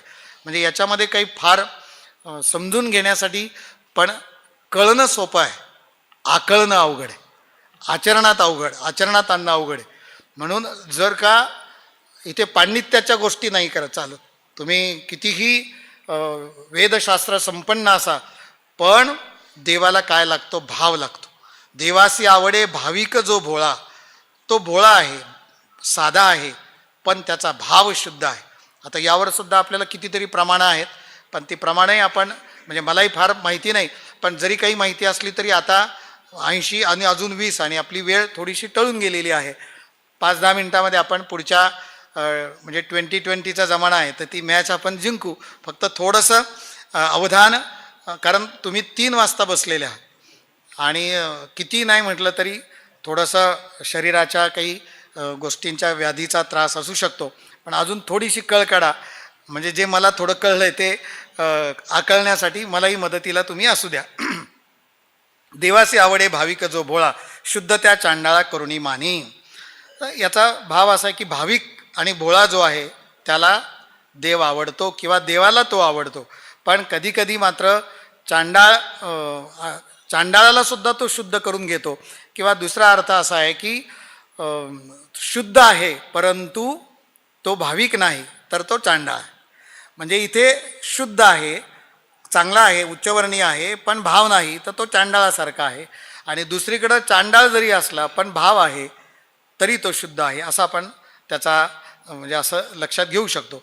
मानियला नाही उधार या बोला. मी जे तुम्हाला सांगतो नाही उधारीचं बोलत नाही. जगद्गुरु तुकोबराय पहिले म्हणजे 51व्या याच्यातच सांगतात की हे सगळं मी व्यासांचा मागोवा घेतला आहे. माऊली पण सांगतात हे व्यासोच्छिष्ट आहे, मी जे आत्ता बोलतोय उधारीचं बोलत नाही, रोकडं बोलतोय. रोकडा देव रोकडा सज्जने, मी रोकडं तुम्हाला सांगतोय, उधारीचं नाही बोलत. नाम घेता मला युक्ती थोडी. नामाने काय होतं हे मी माझ्या अनुभूतीतून, जगद्गुरु तुकोबराय सांगतात की मला युक्ती थोडी. युक्तीचा बाबांनी अर्थ दिलाय की बुद्धी, बळ, चातुर्य आणि थोडी. खरं तर याच थोड्याशा बुद्धीने, माझी थोडीशी बुद्धी, पण नाम घेताना त्या बुद्धीने, या थोड्याशा बुद्धीने सुद्धा मला जे काही आता तुम्हाला जे सांगतोय ते त्याच बुद्धीच्या जोरावरती सांगतोय. हे मी उधारीचं बोलत नाही. युक्ती थोडी माझी दुर्बळाची वाचा. मी तर दुर्बळ आहे. जगद्गुरु तुकोबराय स्वतःला कायम कमीपणा घेत आलेले आहे. खरं तर हे संतांचं मोठेपण आहेत की ते स्वतःला अगदी न्यूनत्व आपल्याकडे घेतात आणि इतरांना मोठेपण देतात, परंतु जो इथे मात्र आपला भाव उलटा असला पाहिजे, तेच खऱ्या अर्थानं मोठे आहेत. युक्ती थोडी माझी दुर्बळाची वाचा, माझी दुर्बळाची वाचा आहे, युक्ती थोडी आहे, म्हणजे बुद्धी अल्प आहे, पण प्रताप नामाचा बोलावया. पण हे जे आहे ना, ते नामाचा प्रताप मोठा आहे. त्याच्यामुळं तर मी 4000 अभंगाचा हा जो पंचम वेद समजला जाणारा गाथा निर्माण करू शकलो. आणि हे खरं हे आपल्याला समोर आहे. बऱ्याच वेळेला बाबांच्या मुखातूनच ऐकले की कोणाला वेगवेगळ्या संदर्भामध्ये शंका कुशंका येतील, कोणाला काय येतील, कोणाच्या मनात काय विकल्प येईल. आपले वारकरी संप्रदायातले अगदी निष्ठावान मंडळी, त्यांच्या मनात कधीच विकल्प येत नाही. पण तथाकथित सकाळी येवले महाराज म्हणाले की त्यांनी फक्त विद्यापीठातल्या डिग्र्या घेतल्यात, त्यांना कुठला विकल्प येऊ शकतो. अशा लोकांना त्यांना काय वाद घालायचा तो वाद घालू द्या, फक्त ही गाथा वाचायला सांगायची. त्याचं कारण असं आहे की आपल्याला जगद्गुरू तुकोबरायांशी साक्षात बोलता येतं, तुकोबरायांची गळाभेट घेता येते, नतमस्तक होता येतं ह्या गाथेच्या द्वारे. मग ही गाथा निर्माण कशी झाली? जगद्गुरू तुकोबराय म्हणतात, मी रोकडं तुम्हाला सांगतो, उदारीचं बोलत नाही. माझ्याकडे बुद्धी छोटी होती, पण मी रामनाम घेतलं आणि रामनामाच्या जोरावरती, भगवंताच्या नामाच्या जोरावरती हे सगळं वाङ्मय मी करू शकलो. बोलता पांगल्या श्रुती नेती नेती, खुंटलिया युक्ती पुढे त्याच्या. माऊलींचं वचन आपल्या फक्त त्याचं पुनरुक्ती करतो. नादबिंद कळा ज्योती, स्वरूपी विलया जाती, श्रुती नेती नेती म्हणती जेथे. श्रुतीसुद्धा नेती नेती म्हणते, म्हणजे हे नाही, असा नाही, भगवंत असा नाही, असा नाही, असा नाही. भगवंत कसा हे श्रुतींना पण सांगता येत नाही, वेदांना सांगता येत नाही. श्रुती माऊलीसुद्धा नेती नेती म्हणते. बोलत्या पांगल्या थकल्या त्या थांबल्या, खुंटलिया युक्ती पुढे त्याच्या. भगवंताचं जे वर्णन करण्यासाठी वेद माऊली श्रुती माऊलींना सुद्धा थकल्या, त्या थांबल्या. तिथं माझ्यासारख्या पामराची काय कथा, तरी पण मी हे सांगू शकलो केवळ नामाच्या जोरावरती. त्याचा पार पुढे न कळेची जाता, पाऊले देखता ब्रह्मादिका. पाऊले इथं अर्थ स्वरूप, देखता म्हणजे विचार केला असता. आणि त्या भगवंताच्या स्वरूपाचा विचार जर आपण केला किंवा त्या स्वरूपाचं चिंतन केलं तर त्याचा पार पुढे न कळेची जाता. त्याचा म्हणजे आपल्या कळण्याला, आपल्या ज्ञानाला, आपल्या समजून घेण्याला कुठल्याही पद्धतीचा पारावार त्या ठिकाणी राहत नाही. त्याचा पार पुढे न कळेची जाता, पाऊले देखता ब्रह्मादिका. भगवंताच्या स्वरूपाचं जर का त्या ठिकाणी दर्शन झालं, थोडं जरी त्याचं चिंतन झालं, तरी त्या ज्या ज्ञानाला कुठल्याही पद्धतीचा पार किंवा त्याला अंत राहत नाही. काय भक्ती पिसे लागले देवासी, देवाला काही भक्तीचं वेड लागलंय. इच्छा ज्याची तैसी जैसी तैसा होय. ज्या भगवंताची, ज्या भक्ताची जशी इच्छा असेल तशा पद्धतीने तो बनतो. मग अगदी कोणाचं बाळणपण करायला भगवान परमात्मा आत्याबाईंचं रूप घेऊन जातो, तर कुठे भगवान परमात्म्याच्या म्हणजे अनेक रूपाने, प्रत्येक संतांना वेगवेगळ्या रूपाने, जगद्गुरू तुकोबरायांच्या मातोश्रींना काटा काढण्याच्या रूपाने, गुराख्याच्या रूपाने तिथे जातो. तर प्रत्येक ठिकाणी भगवंताचा भाव, जसा भक्ताचा भाव असेल, भक्ताने जसं चिंतन केलं, जशी त्याची इच्छा आहे, तसा तसा भगवान परमात्मा तसा बनलेला आहे. काय त्या देवाला भक्तीचं वेड लागले कोणास ठाऊक. होया सगुण निर्गुण आवडी. खरं तर हा निर्गुण निराकार आहे, पण तो सगुण होतो आणि नुसता होत नाही, तर आवडीने होतो. भक्तिप्रिय गोडी फेडावया. भक्तिप्रिय याचा अर्थ बाबांनी इथं दिलाय, भक्तप्रिय असल्यामुळे किंवा भक्तांना प्रिय असलेल्या रूपाची, म्हणजे भक्तप्रिय आहेत भगवंताला किंवा भक्तांना प्रिय असलेलं रूप, भक्तांना कोणतं रूप प्रिय आहे त्या पद्धतीने त्यांची आवड फेडावया. फेडावया याचा अर्थ पूर्ण करण्याकरता. भगवंताला कोणत्या पद्धतीने देव आवडतो, भक्ताला कोणत्या पद्धतीने देव आवडतो, त्याची आवड काय आहे, त्याची श्रद्धा कशी आहे, त्याचा भाव कसा आहे, त्या पद्धतीने त्याची आवड पूर्ण करण्यासाठी भगवान परमात्मा हा निर्गुण निराकार असून सुद्धा सगुण रूपामध्ये. मग मोठा अभंग आपल्याला जगद्गुरू तुकोबरायांचाच आहे की सज्जन कसायाला मांस विकू लागण्यासाठी सुद्धा शाळीग्राम म्हणून भगवान परमात्मा. याच्यापेक्षा अजून भगवान परमात्म्याचं काय भक्ताचं वेड म्हणावं त्याला. सगळ्या पद्धतीची कामं तो करतो. बाळणपण करणं हे फक्त स्त्रियांचं काम आहे, तिथं पुरुषाचं कामच नाही. जरी एखादे गायनाकॉलॉजीच असले तरी सुद्धा काही केलं तरी ती जी खऱ्या अर्थाने जी क्षमता आहे ती त्या महिलांच्या मध्येच आहे. पण भगवान परमात्मा बाळणपणासारखं सुद्धा एक कार्य त्या ठिकाणी करत असतो. मायबापापाशी बाळ बोले लाडे, करुणी वाकुडे मुख तैसे. आई बाबाच्या पुढं बाळ बोबडं बोलत असतं आणि त्या ठिकाणी वाकडं तोंड करून आपल्या मुखाने ते बोलत असतं, तरीसुद्धा माऊलींची ओवी आहे, ना तरी बालक बोबडा बोली, का वाकोडा विचुका पाऊली, ते चोज करुणी माऊली रिझे जेवी. माऊलींच्याच ओवीला अगदी प्रमाणभूत अशा पद्धतीचं ही तशाच पद्धतीचं चरण आहे. माय बापा पाशी बाळ बोले लाडे, आई वडिलांच्या जवळ लाड बाळ बोलत असतं. करुणी वाकुडे मुख तैसे, तैसे याचकाचे समाधान दाता. त्या पद्धतीने याचकाचं समाधान भगवान परमात्मा करत असतो. होय हा राखता सत्वकाळी. सत्वकाळी याचा अर्थ अंतकाळी, शेवटच्या क्षणी. आपल्याला शेवटच्या क्षणापर्यंत सावध असायला पाहिजे. पण बऱ्याच वेळेला आत्ता आपण सावध आहे, पण मरणाच्या क्षणी काही क्षण अगोदर आपण सावध असणं गरजेचं आहे. पण अशा वेळेला भगवान परमात्मा आपल्याला त्या ठिकाणी राखत असतो. सत्वकाळी कामा नयेती आयुधे, सोयरी संबंधे सैन्य लोक. याही अर्थाचं प्रमाणभूत आपल्याला नको नको म्हणा गुंतू माया जळी, काळा आला जवळी ग्रासावया. काळाची हे उडी पडेल बा जेव्हा, सोडविना तेव्हा माय बाप. सोडविना राजा देशीचा चौधरी, आणि का सोयरी भली भली. तुका म्हणे तुला सोडविना कोणी, एका चक्रपाणी वाचोनिया. तू राजा जरी असला आणि कोणी जरी असला तरी तुला सोडवण्यासाठी सोयरे येत नाही. कोरोना कालावधीमध्ये अशी अनेक उदाहरणं घडली की जिथे बापाच्या ट्रीटमेंटसाठी मुलगा आला नाही, पतीच्या ट्रीटमेंटसाठी पत्नी आली नाही. डॉक्टरांना सांगितलं परस्पर तुम्ही विल्हेवाट लावा. एक तर तो वॉर्ड बॉय म्हणाला की तुम्हाला लांबून दर्शन घ्यायचं असलं तरी तुम्ही तिथं या, पण लोक लांबून दर्शन घ्यायला सुद्धा आली नाही.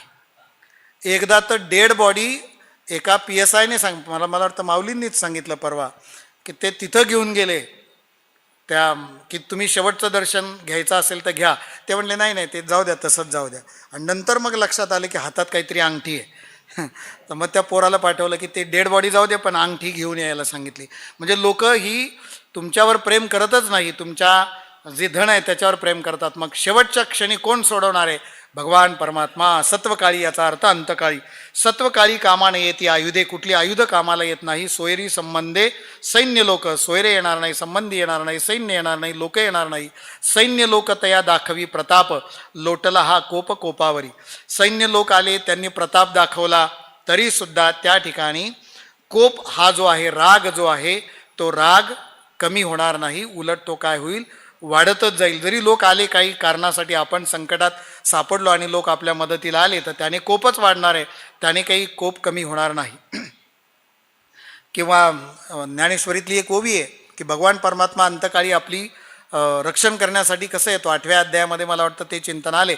देह वैकल्याचा वारा झणे लागेले या सुकुमारा, म्हणून आत्मबोधाची या पांजिरा सुयेतया. ते शेवटच्या क्षणी भगवान परमात्म्याला आपण विसरू नये म्हणून तो त्याच्याजवळ येऊन त्याला देहवैकल्याचा वारा लुगणे म्हणून आत्मबोधाच्या पांजिऱ्यामध्ये, पिंजऱ्यामध्ये त्याला ठेवत असतो. एवढं भगवान परमात्म्याला तो भक्त प्रिय असतो किंवा शेवटचा क्षण तो चुकवत नाही. आणि अशा वेळेला लोक तुमच्या मदतीला येतीलही वरवर पाहता. काही वेळेला लोक येतील, सैनिक येईल, पण काय होईल, त्याच्यामुळे कोपच वाढेल. कोपा मरण नाही, क्रोधाला कधीही मरण नाही. कोपा मरण नाही, शांत होय त्यासी शांत होय त्यासी प्रमाण भल्यासी सत्वगुण. कोपा मरण नाही, क्रोधाला मरण नाही. क्रोधाने क्रोध वाढत जातो.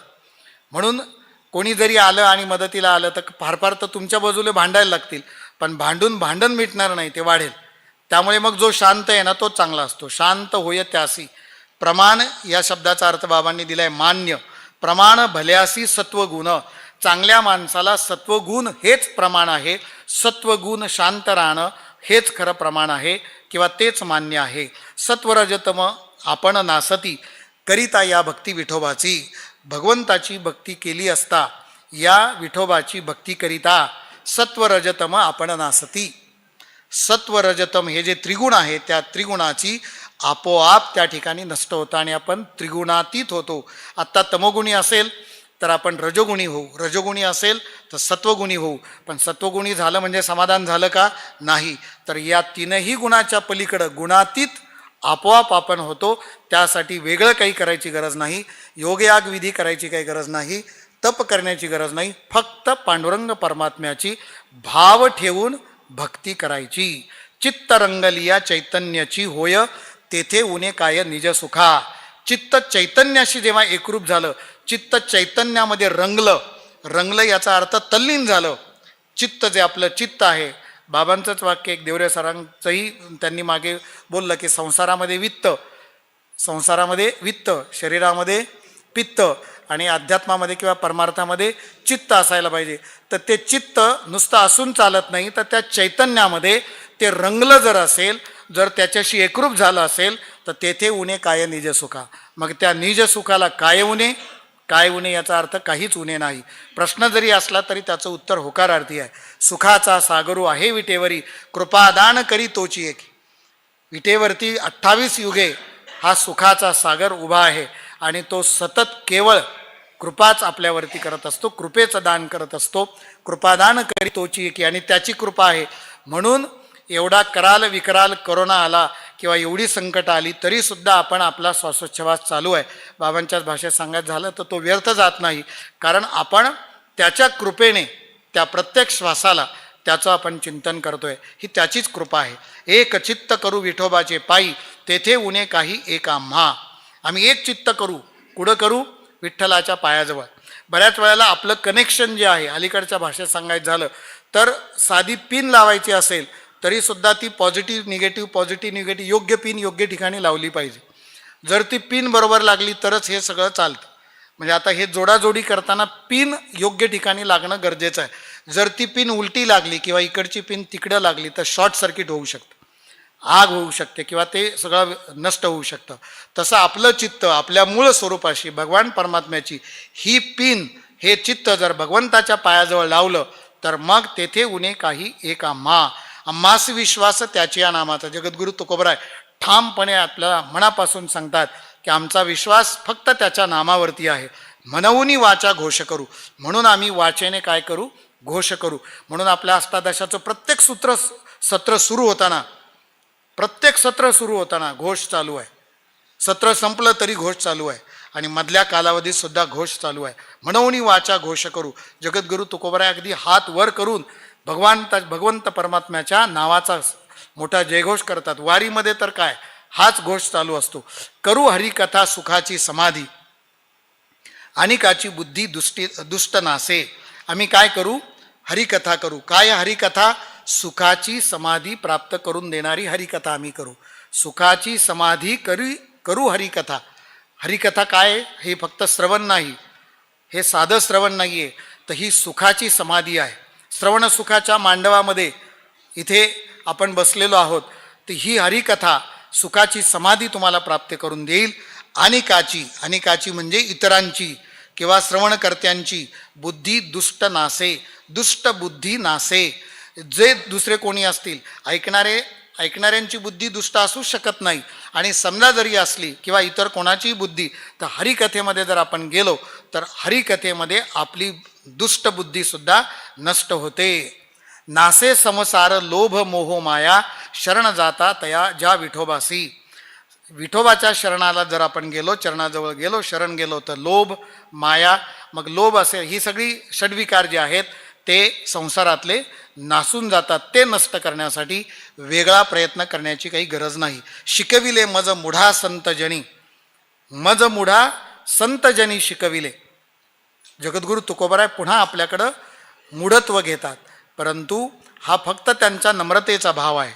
वास्तविक पाहता जगद्गुरु तुकोबराय हे अवतार नामयाचे आहेत, आणि नामयाचे अवतार पुन्हा अगदी अंगदापासून भक्त प्रल्हादापासून परंपरा आपण पाहिली, मग ते मूढ कसे असतील, परंतु तो भाव त्यांचा नम्रतेचा आहे.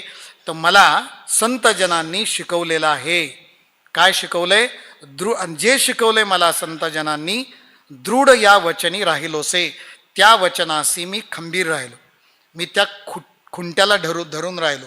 जेव्हा आपण आपल्या संप्रदायाला, आपण आपल्या परंपरेला, आपण आपल्या धर्माला धरून राहिलो, घट्ट धरून राहिलो, खुंट्याला धरून राहिलो, तर मग त्या कळी काळाच्या जात्यामध्ये आपण सापडत नाही. तो दृढ या वचनी राहिलोसे दृढ विठोबाच्या पायी. मी विठ्ठलाच्या पायी दृढ राहिलो, खंबीर राहिलो, बळकट राहिलो. मी पाय विठ्ठलाचे सोडले नाही. तुका म्हणे काही न लगे आता तुका म्हणे मला काही न लगे, मला काहीही नको. विठ्ठलाच्या पायाजवळ राहिल्यामुळे मला सर्व काही प्राप्त झालेलं आहे. असा हा 100 चरणाचा मोठा अभंग गुरुबंधू डॉक्टर रोहिदासजी आणि माझ्या अल्पमतीने जेवढं करता आलं तेवढं मी सांगण्याचा प्रयत्न केला. यातलं जे जे चांगलं होतं ते सगळं गुरुवर्यांचं होतं, त्यांच्या मार्गदर्शनाचा भाग होता, ग्रंथाची कृपा होती, अक्षरांची कृपा होती, म्हणून तो भाव तुमच्यापुढे मांडू शकलो. पण सांगण्याच्या ओघामध्ये, बोलण्याच्या ओघामध्ये अजूनही आमच्या वाणीला तेवढी सवय नाही, अजूनही प्रमाणं तुमच्यासारखी येत नाही. पण वाचता वाचता, बोलता बोलता जी प्रमाणं तुमच्या अंतःकरणात स्फुरली असतील त्या वेळेला तुम्हाला असं वाटत असेल की मी इथं असतो तर हे प्रमाण म्हणलं असतो, तर ते तुम्ही जरूर म्हणा, मला सांगा. पुढच्या वेळेला आपण त्याच्यात सुधारणा करूया. झालेली सेवा माऊलींच्या चरणी, जगद्गुरू तुकोबरायांच्या चरणी, बाबांच्या चरणी आणि आपल्यासारख्या उच्च दर्जाच्या साधकांच्या चरणी समर्पित करतो आणि वाणीला पूर्णविराम देतो. पुंडलिका वरदरी विठ्ठल, श्री ज्ञानदेव तुकाराम, माऊली पंढरीनाथ ज्ञानेश्वर महाराज की जय, जगद्गुरु तुकाराम महाराज की जय, गोपाल कृष्ण भगवान की जय, ज्ञानदेव तुकाराम, ज्ञानदेव तुकाराम, ज्ञानदेव तुकाराम, ज्ञानदेव तुकाराम, तुकाराम तुकाराम तुकाराम तुकाराम, पुंडलीक वरदारी विठ्ठल श्री ज्ञानदेव तुकाराम, माऊली ज्ञानेश्वर महाराज की जय, जगद्गुरु तुकाराम महाराज की जय, गोपाल कृष्ण भगवान की जय. पुढील सत्र ठीक 6 वाजता सुरू होईल. पुढील सत्र ठीक 6 वाजता सुरू होईल. रामकृष्ण हरी.